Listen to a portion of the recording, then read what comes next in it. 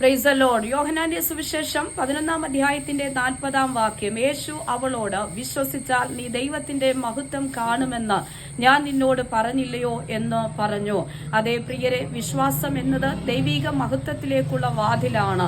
അതിലേക്ക് പ്രവേശിക്കുമ്പോൾ, ആ മഹത്വത്തിലേക്ക് നാം പ്രവേശിക്കുമ്പോൾ ഇതാ നിന്ദകളിലൂടെ നാം കടന്നു പോകും.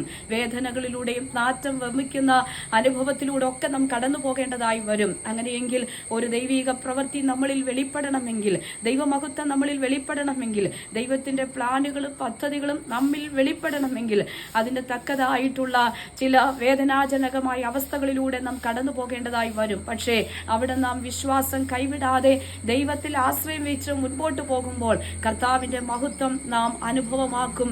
ആമേൻ. നമ്മുടെ ജീവിതത്തിൽ അത് സംഭവിക്കും. അങ്ങനെയെങ്കിൽ ദൈവത്തിലുള്ള ഉറച്ച വിശ്വാസമാണ് ആമേൻ ദൈവം പ്രവർത്തിക്കുന്നതും അതിന്റെ മഹത്വം വ്യക്തമായി കാണുവാൻ ഇടയാകുന്നതും. അങ്ങനെയെങ്കിൽ ദൈവപൈതലെ, പ്രതീക്ഷ നഷ്ടപ്പെട്ട സാഹചര്യങ്ങളിൽ ദൈവത്തിൽ വിശ്വസിക്കുമ്പോൾ ദൈവത്തിന്റെ അത്ഭുതങ്ങളെ നമുക്ക് കാണുവാൻ കഴിയും. അങ്ങനെയെങ്കിൽ ഈ ദിവസങ്ങളിൽ പ്രതീക്ഷ നഷ്ടപ്പെട്ടു പോയ നമ്മുടെ വിഷയത്തിനകത്തേക്ക് ദൈവത്തിന്റെ മഹത്വം നിശ്ചയമായി വെളിപ്പെടും. ദൈവത്തിന്റെ ചില പദ്ധതിക്ക് വേണ്ടി, ദൈവികമായ ചില നിയോഗങ്ങൾക്ക് വേണ്ടി അത്രേ ഈ വേദന, ഈ കഷ്ടത, ആമൻ, ഈ നിന്ദകൾ, ഈ പ്രതിസന്ധികൾ, നാറ്റം വമിക്കുന്ന ഈ വിഷയങ്ങളൊക്കെ.